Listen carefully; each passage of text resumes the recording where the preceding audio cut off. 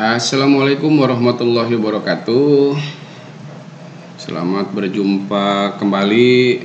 Salam sejahtera untuk kita semua. Gimana kabarnya?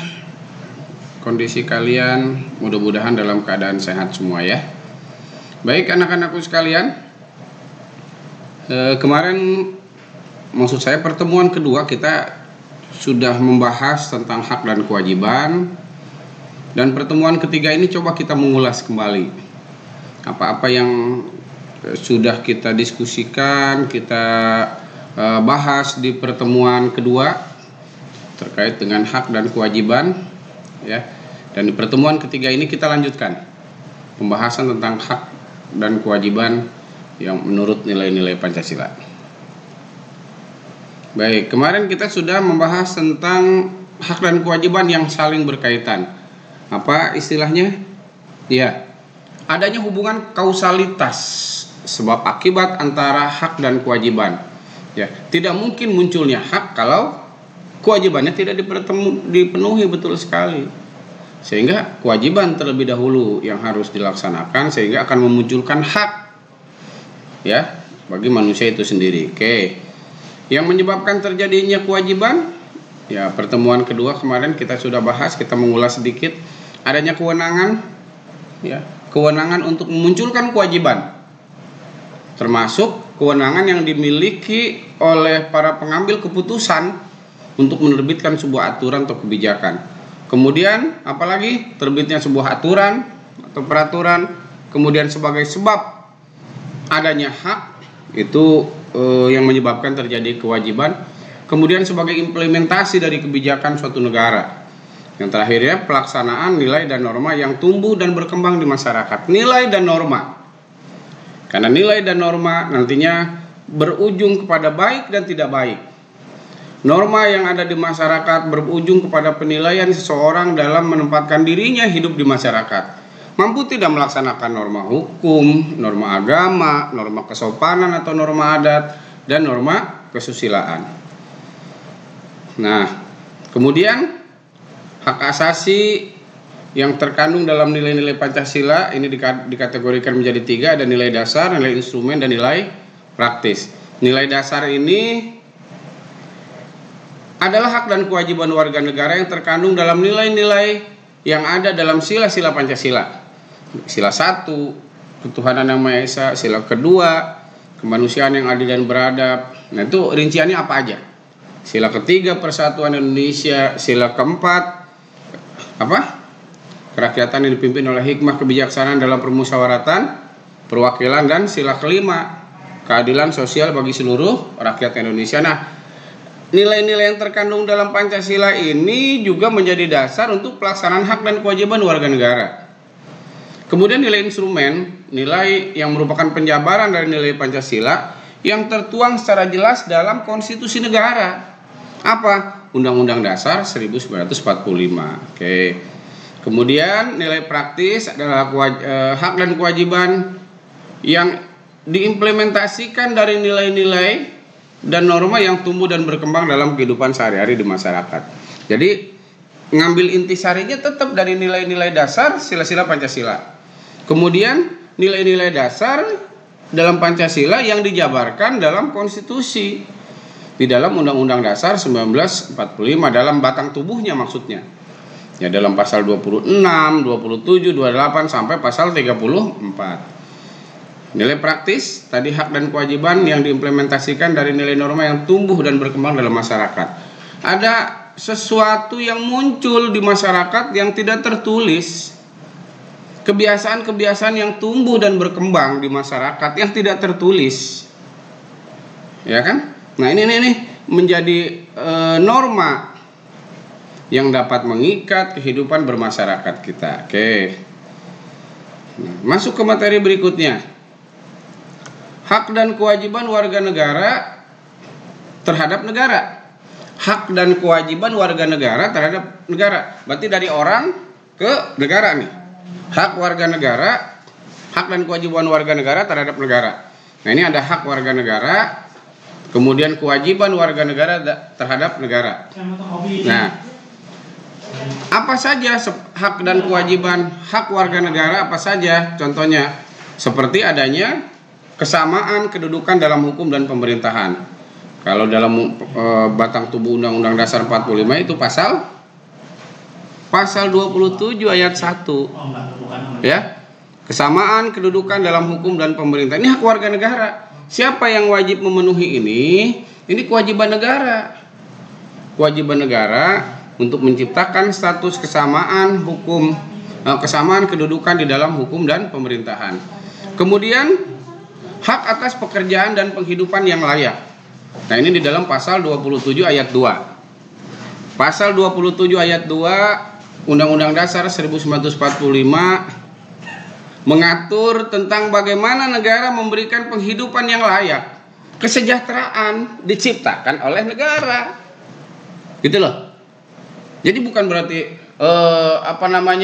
negara harus membuat orang itu menjadi bekerja dan sebagainya. Betul, tetapi ada proses di sana. Apa? Memberikan kemudahan untuk pendirian perusahaan umpamanya. Kemudian warga negara diberi kebebasan untuk bekerja, tidak ada batasan. Dengan ketentuan peraturan perundang-undangan yang berlaku tentunya. Gitu. Kalau syarat pendidikan dan sebagainya itu kan teknis. Tetapi tidak boleh warga negara itu dilarang untuk mendapat pekerjaan yang layak. Apalagi hak warga negara, hak berpendapat. Di dalam pasal 28 Undang-Undang Dasar 1945. Ya. Kemerdekaan, berserikat, berkumpul, mengeluarkan pikiran dengan lisan dan tulisan dan sebagainya diatur oleh undang-undang. Jadi warga negara itu berhak mengeluarkan pendapat. Lisan, tulisan, pendapat dituangkan dalam tulisan di koran, opini dan sebagainya sah-sah saja. Terus mengeluarkan pendapat di muka umum ada aturannya. Ada aturannya diatur dalam Undang-Undang Nomor 9 tahun 1998 tentang apa? Tentang kebebasan mengeluarkan pendapat di muka umum. Kayak gitu. Demo boleh. Ada aturannya. Ya, harus izin kepolisian, demonya harus siang dan sebagainya, itu rinciannya. Kemerdekaan dalam memeluk agama. Nah, ini diatur dalam pasal 29 ayat 2. Kemerdekaan memeluk agama. Tiap-tiap warga negara itu berhak untuk memeluk agama dan menjalankan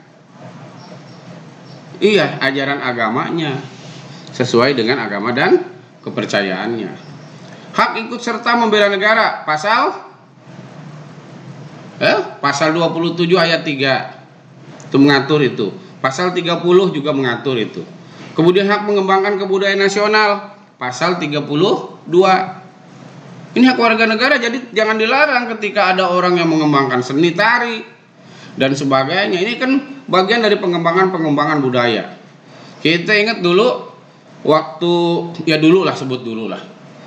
Ketika pada saat itu satu budaya itu tidak boleh muncul seperti kebudayaan Tionghoa. Tidak boleh, kita tidak bisa melihat yang namanya barongsai dan sebagainya. Tetapi kemudian berganti pemerintahan, itu dibebaskan, tetap dalam tatanan budaya. Nah, lanjut. Hak atas kesejahteraan, pasal 33 itu mengatur perekonomian, hak mendapat keadilan sosial, pasal 34 dan sebagainya. Lalu apa yang menjadi kewajiban negara?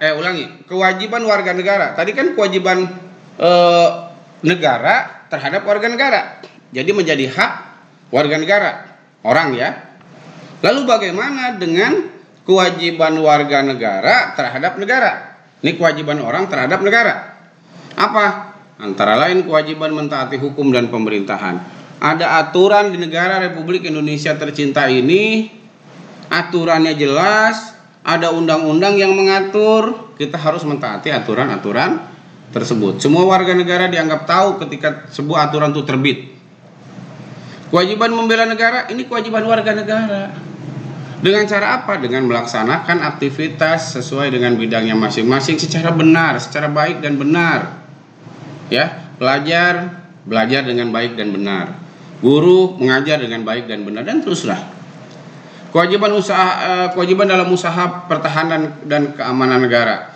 Nah, ini Siapa yang utamanya siapa? Tetap yang utama dalam usaha pertahanan negara itu yang utama adalah TNI.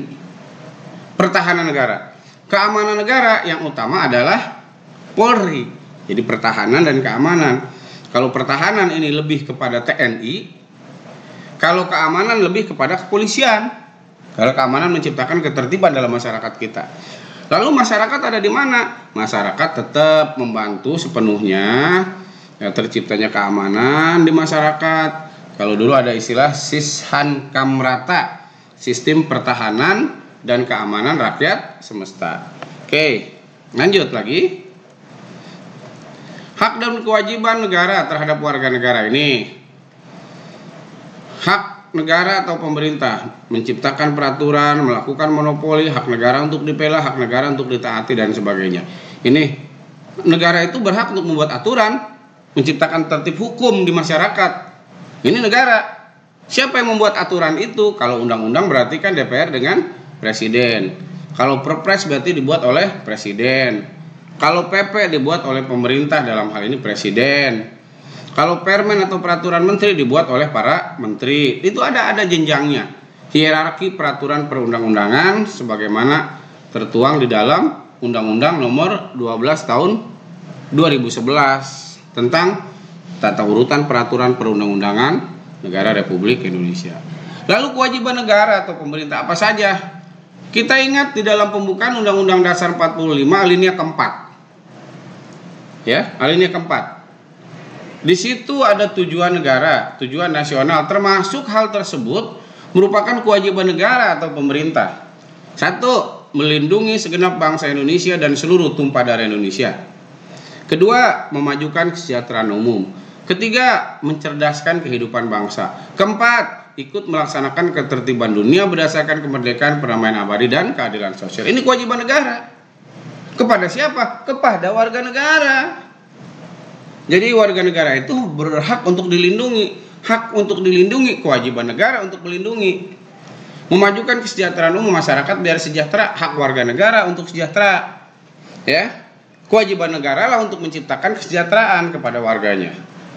Kemudian berikutnya mencerdaskan kehidupan bangsa. Ini hak warga negara biar cerdas. Kewajiban negara lah untuk menciptakan kecerdasan dengan cara memajukan pendidikan nasional. Ikut melaksanakan ketertiban negara, ketertiban dunia berdasarkan kemerdekaan, perdamaian abadi, dan keadilan sosial. Silahkan saja diatur, negara yang mengatur, warga negara yang ngejalanin.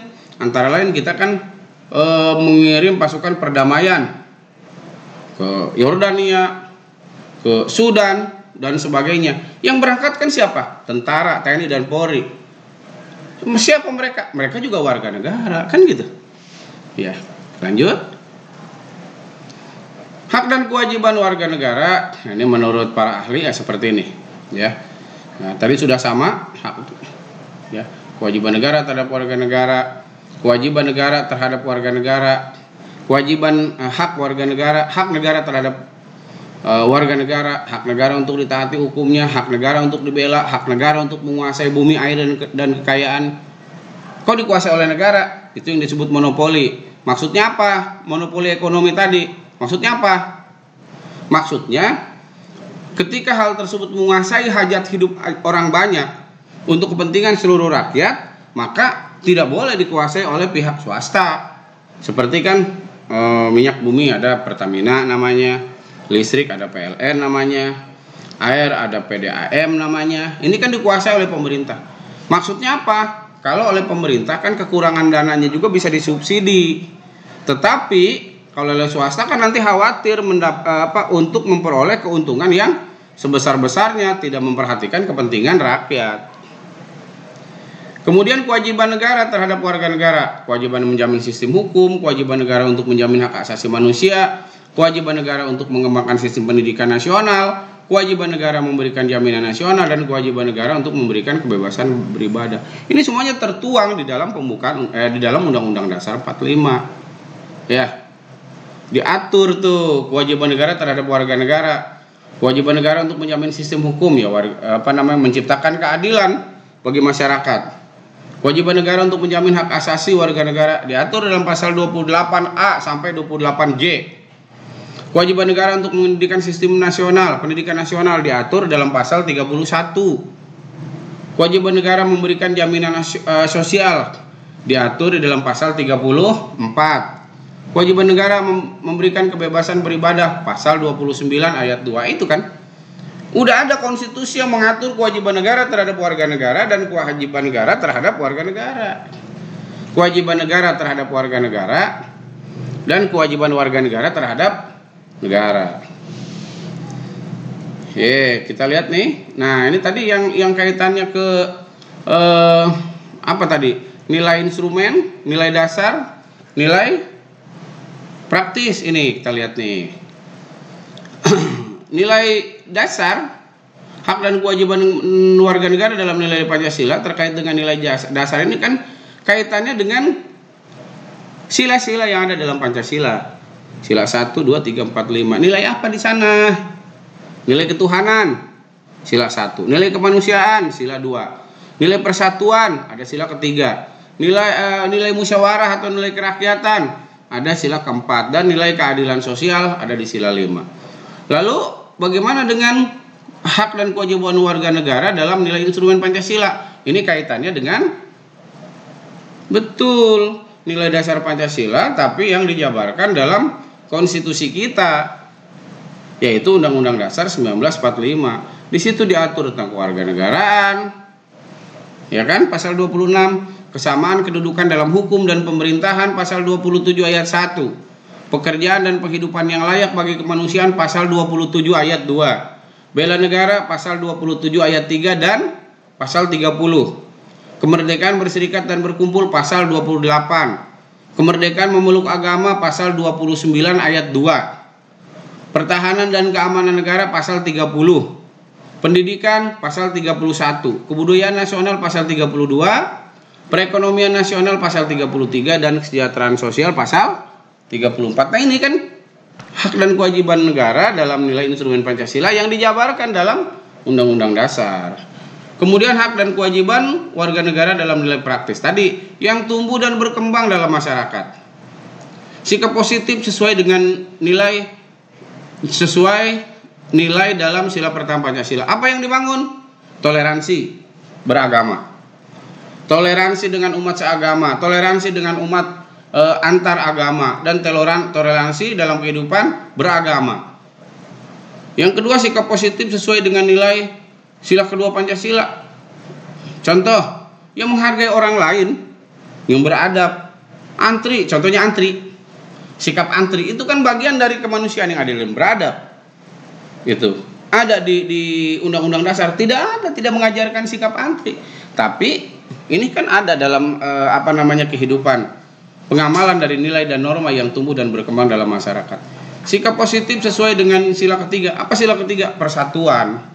Ini membangun kesatuan, persatuan dan kesatuan bangsa, ya. Universality, kebersamaan, keragaman, semua di sini. Membangun persatuan dan kesatuan bangsa. Ya, sekarang kita tidak bisa menghindar ketika ada orang daerah lain masuk daerah kita, begitu juga orang daerah kita masuk ke daerah lain.